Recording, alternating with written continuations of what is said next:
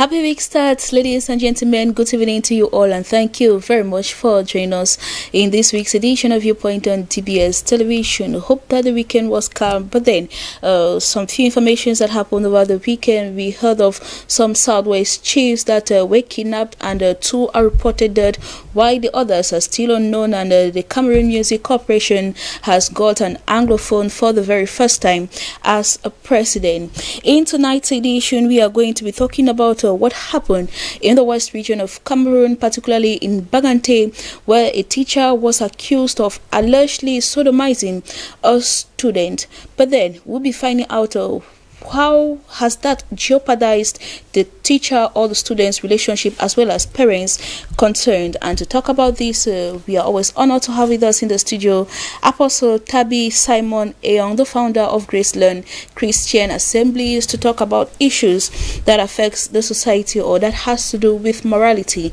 in one way or the other. And Mange Venashus will be accompanying us for this week again. Good evening to you, Apostle, and thank you very much. Thank you, Vanessa. Good evening.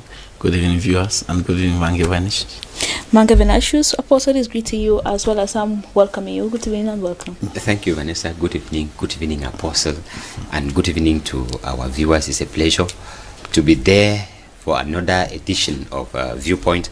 And like we said, Vanessa, permit me greet teachers who are watching us from Bagante, actually, in the West region. Remember that the Ministry of Secondary Education is crying for some teachers who have deserted their duty post in the Northwest and Southwest regions. And the fear is that these deserted teachers may be, living in some other schools in the other regions. We don't know, but they think and that he's the ministry... anyway, they're calling on the teachers to go back. Of course, and they want that they should go back for the sake of the children who are in the Northwest and Southwest region. Let us take the first part of the show. That is the question.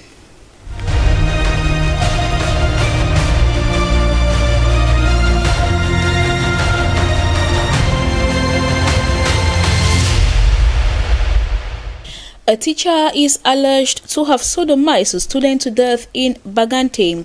Does that affect teacher-student relationship? That is what we are trying to find out. Apostle. Oh yes, it really affects it. I'm not just affecting it, it affects it negatively. Negatively, yes. Mange Venashus. Of course, Vanessa, nothing can be positive in such a relationship. So it does affect. It does affect. Yes. And is there a way for parents to ensure a healthy relationship with these teachers? Mange Venashus. Yes, Vanessa, there is a way. Apostle? Yes, there can be a way out after certain measures might have been put in place. Yes, there is a way out. Let us have the debate.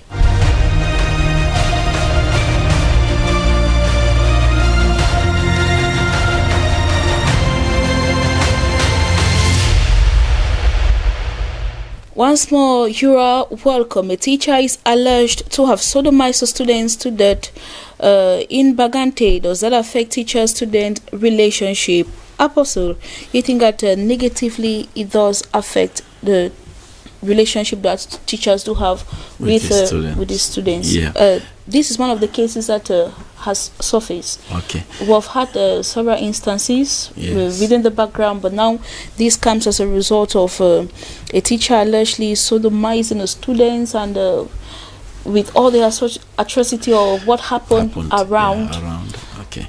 So we are trying to find out the relationship between the student and the teacher. Yes, the relationship between the student and the teacher will actually, it will be that which it will be a relationship that will be gripped with fear. One, and a teacher, by the way, who is a teacher? You see that? Yeah. The biggest problem, I told us last time, one of the major problems people have is one, that of identity, and two, that of knowledge, ignorance. And so people run to school to study, people send their children to school to study, according to Hosea chapter 4 verse 6, that says, my people are destroyed for the lack of knowledge. And then like when you send children to school, when you send a child to school, a child goes to school to acquire knowledge, and in this case even, the way the child looks at the teacher is different from the way me and you look at the teacher. To a child, to a student, to a learner, a teacher, I gave some few things here. A teacher is a coach to the child, to the students. A teacher is a mentor. A teacher is a role model. A teacher is a hero to that particular student. I want to, believe me or not, teachers or students believe their teachers, or they believe their teachers have knowledge than any other person. And so they look up to their teachers in everything. You can see, even like back at home, when you see little children, you want to perhaps say a certain thing, the child will tell you, my teacher said, my teacher said, they believe that as long as the teacher said it, there is no other person who can say anything better than that. You're getting that? And so now, when it gets to that point now of like teachers sodomizing students, the problem here of this case that we have up to a child dying, I want to call the attention of the public. The teaching field is not a career. Get what I'm saying? The teaching field is not a career. The teaching field is not a profession. Okay? The teaching field is a calling. Just like pastors, just like nurses. If you are not called to be a teacher, it will be a problem. That's why you see, because it's a calling, the motivation behind it is not the salary. That's why you see at times with the little salaries they earn, they are still very excited doing their job. What gives teachers satisfaction, what gives them a sense of fulfillment, is the success of the students. And so the teacher should be that who is able to lay down his life even for the sake of the student. And when it gets now to the point of a teacher sodomizing a student to the point of killing, then actually there's something wrong. There's something wrong with not just the teacher, there's something wrong with our society, which I think is a wake-up call for all of us to wake up. All right. Yes. And so looking at it, having a way forward, how will they be about the relationship? Actually, it will be strengthened. It will be, how do I say, it will be tense, because it's gripped by fear. Okay, when I used to be young, when we were growing, your teacher sends you to the house. Some of us will go and wash the clothes, we go and clean the house and things like that. His compound, yes, his compound and the rest. And so you imagine a situation. And to make matters worse, at first it was like some had some nasty attitudes of like destroying little girls, like for the male. And now when it gets to the extent now that is sodomy. Are you getting it? So it's not even the parents being afraid of the girl child getting close to the teacher. Now a child in general. So where do we take these children to? You're getting that? So it's so stressful. And so the relationship cannot be well except certain things have to be done.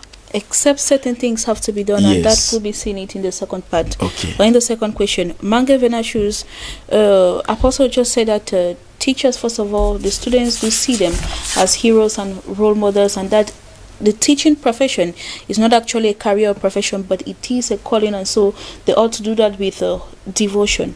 Now, looking at this instance, how would that affect the students and the teachers, their relationship? Of course, Vanessa, I believe this is a platform that we need to, make such a situation known, because I may tell you that there are still some parents who did not know that something like that happened in the West region. There are some students. But for those in that particular school, in that particular neighborhood where the incident happened, I imagine the kind of personality the other teachers would adopt. I imagine the kind of, personality that the students would now consider other teachers. Because it is just like every other teacher now is a potential, suspect, a potential rapist, a potential killer. Because when you look at it, you tend to ask the question, like Apostle was saying, the teaching field, we really used to call it a vocation, because you don't really go there. It was not just for those who wanted, for those who were looking for a way to survive. It was those who those who had the pleasure in teaching, those who had that pleasure in molding them up. I remember I read one doctor who wrote something about teaching, who was saying that that is the only thing that one can carry above, out of your working age, your working period. Once you are a teacher, after you must have gone on retirement, that is what you carry with you, because you look at those you have formed and you look at how they are in the society. You can be proud of it to say that I brought up these citizens to be where they are. Yes. That is what gives them their joy, like the Apostle was saying. But then when it comes to a situation now, when teachers start portraying this kind of attitude, this kind of behavior, you tend to look at the relationship between them and their learners. As a matter of fact, we used to run to teachers for safety. Of course. A child causes problem out there and they're chasing, he looks for where the teacher runs to the teacher for safety. That is it. And now, when you look at them now, how do you expect, because when you have to teach somebody, the person must trust you. Now, once that teacher stands in front of, in front of a student, he does not see a teacher, he does not see a parent, he does not see an elder brother or an elder. He sees a rapist. Enemy. He sees an enemy. He sees someone to guard against. I remember we were discussing with some of the parents on this same issue, and they have started raising issues with, sensitizing their children, especially the younger ones. That if a teacher calls you, don't go. You see that? I don't blame them. It is taking, chances. No, not taking chances, because if what this teacher did, if that child had such a sensitization, maybe you would have been rescued. You would have not followed the teacher. Yes. But with that naivety that the child had, you're not following the teacher, he is safe. He's safe. He's in safe hands. Of course, that's that naivety that the student had. My teacher called for me and I don't go how. It first of all, it portrays some kind of ill, I want to say child bringing, poor child bringing. When your teacher calls you and you don't go, you want to be like a bad child. They used to tell us lack of home training. Lack of home training. Yes. Correct. Now, your teacher calls you and you have to reason 2 times. It is whatever he would be telling you, you will need to reason 2 times to take which is it. How would that teacher now stand to tell the children that sodomy is bad? Yeah. How would that teacher stand to? Because we believe that teachers, they do the what we call integral formation. They form the child mentally, morally, right? Now, for that teacher now to stand and talk to that children about sodomy, talk to their children about adult, all those kind of deviations. How do you start? Where would that teacher stand? So in that case, it breaks the distance between the teacher and the learner. And it makes the work difficult for everybody. Difficult completely. Because he cannot pass it over and the child is not ready because to the child does not even trust from him. He does not trust the him. teacher longer. And once the trust is not there, nothing goes. That is the point. So when you look at it, you see that the action of this teacher has tarnished the whole core.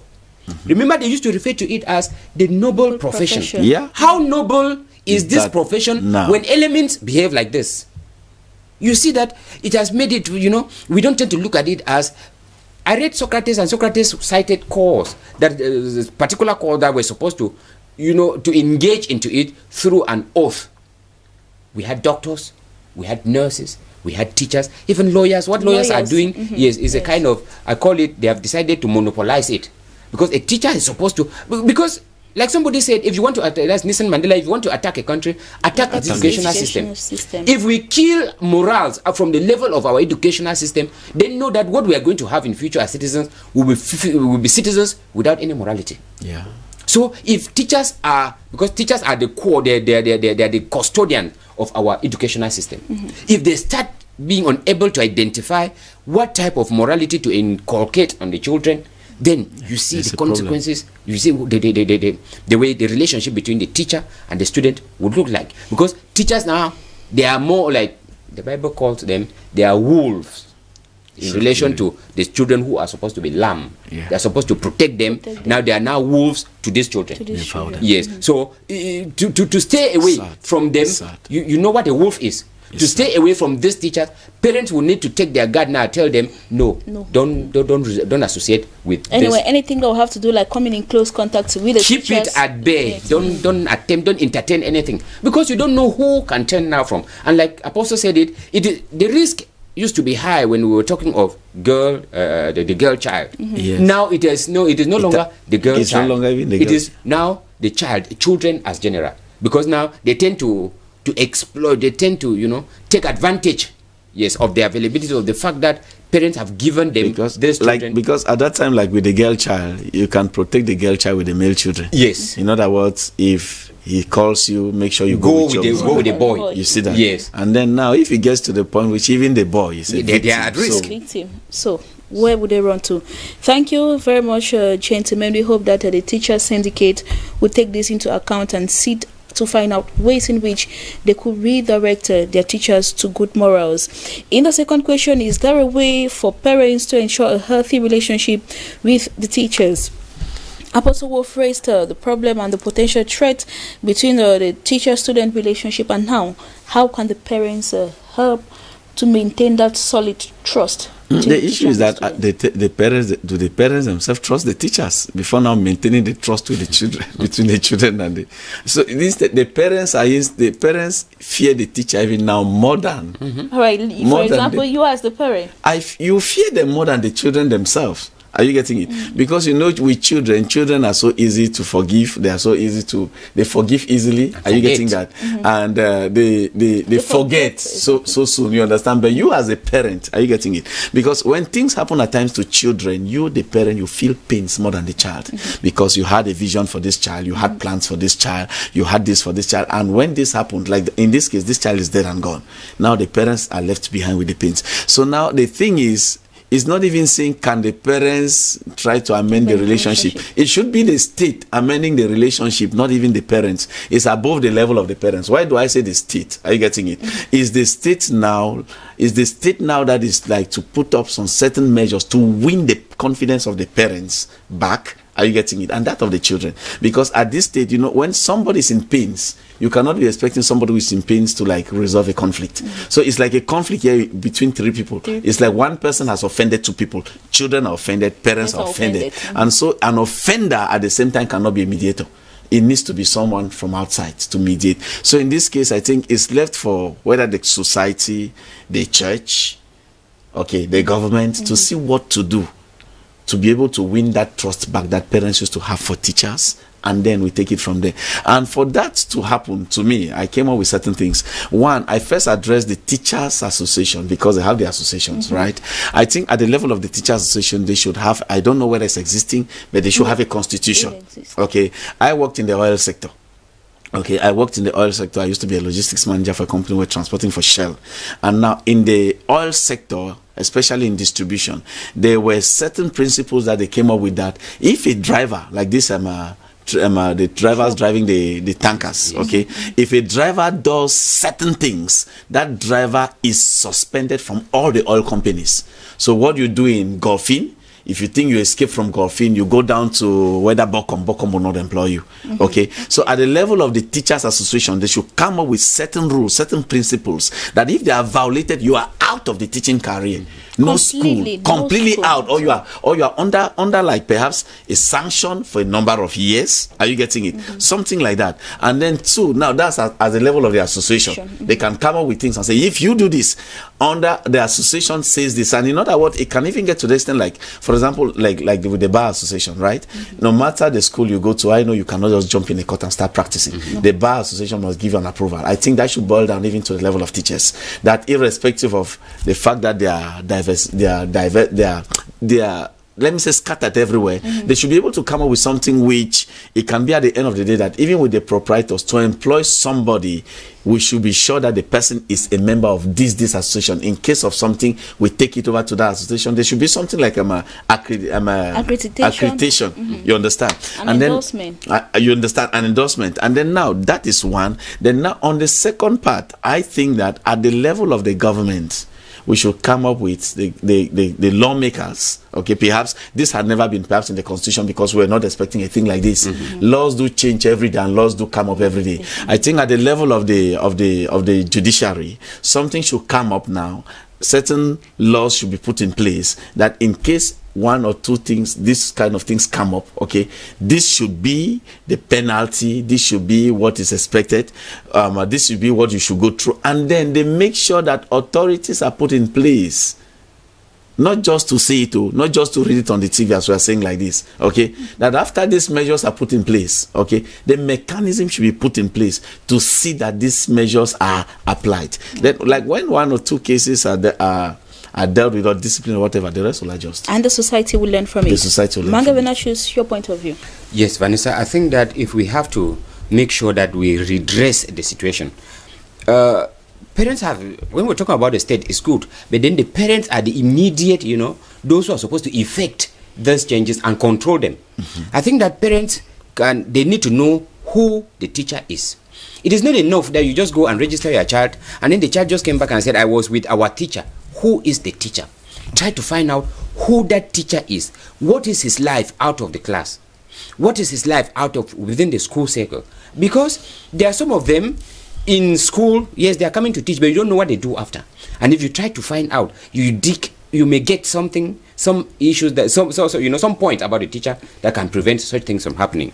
Okay, but now we're in a city. Yeah, and the city is so vast. So vast. You have a point. You have a point. In a village, that is possible. That is possible. In a small town, that is possible. Now, but we can look at it. Talk out the case with the child.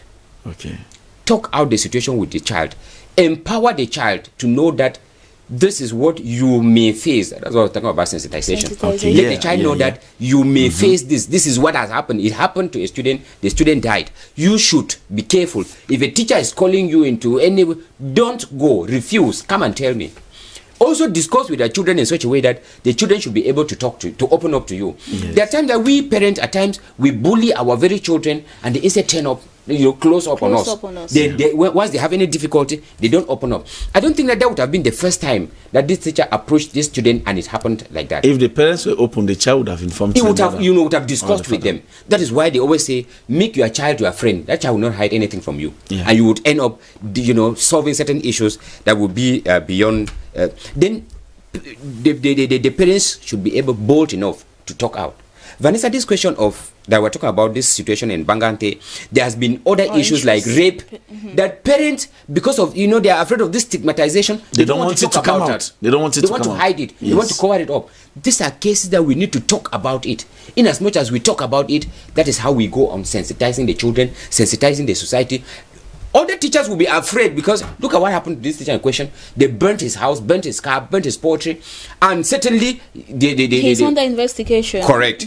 Now, which teacher would like to go through such type of a situation? No. So I think in as much as we talk about it, in as much as we walk past that fear of stigmatization, then I think that would handle the situation, and maybe teachers themselves, they would re-establish that healthy situation, that healthy relationship that existed between teachers and student, Vanessa. Thank you very much, Mange Venashus. Hope that those watching us at this particular moment have been sensitized enough concerning their children and the teachers as well, and hope that the teachers will mend their ways. Apostle, your concluding word concerning this, I'm also concluding by saying that even when, like at times when we parents, even when we try to guide the children, we should also be very careful, because guiding a child at times you may overdo it, and the child even gets to a point of now becoming wayward. You understand, trying to defend himself that daddy said.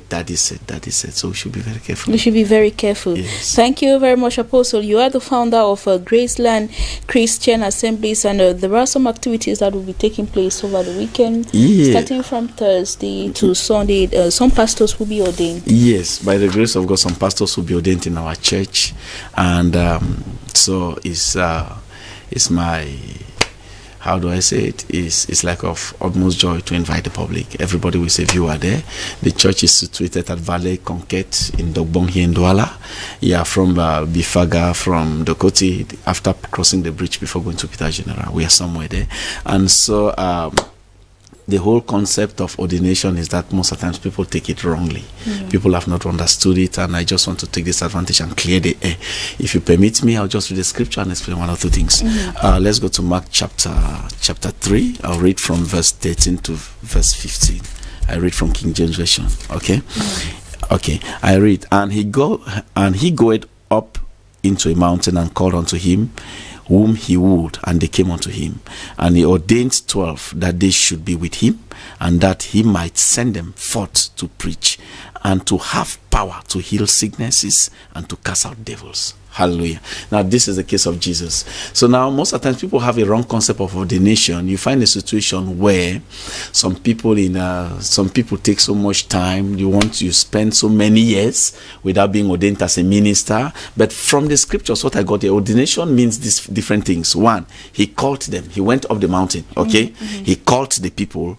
When he called those he wanted. Are you getting it? After he called them, they came. Means after the calling and you answered the call, after they came, the next thing he did was that he ordained 12. What did he ordain them for? He ordained them to send them to go and preach.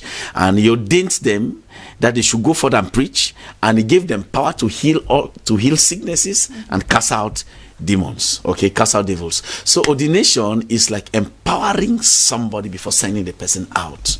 Yes, so it will be a great one. We'll be empowering people, we'll be ordaining people, and then to send them out to do the work.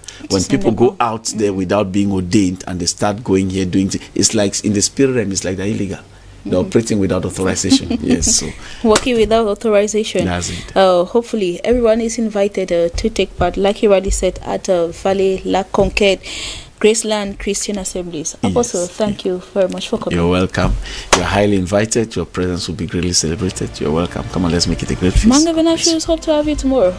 Vanessa, I will be there, and permit me, congratulate those who have distinguished themselves to go through that empowerment, like Apostle is saying. Yes, to accept that call, and Apostle, like how many of them will be there? Like, there'll be 6 of them.